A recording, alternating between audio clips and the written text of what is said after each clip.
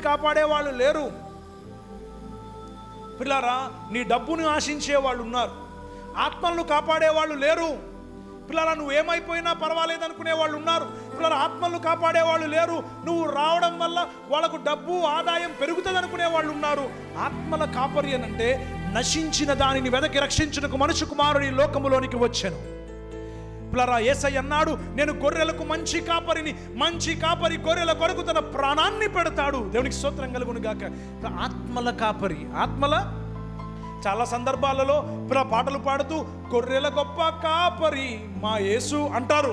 నిజం చెప్పాలంటే పిల్లరా, యేసు ప్రభు వాళ్ళ కాపరి అయి ఉంటే ఆయన స్వరాన్ని వినేవాళ్ళు. ఆయన స్వరం విన్నవాళ్ళైతే అసలు ఆయన స్వరమా కాదా అని పరిశీలించుకునేవాళ్ళు.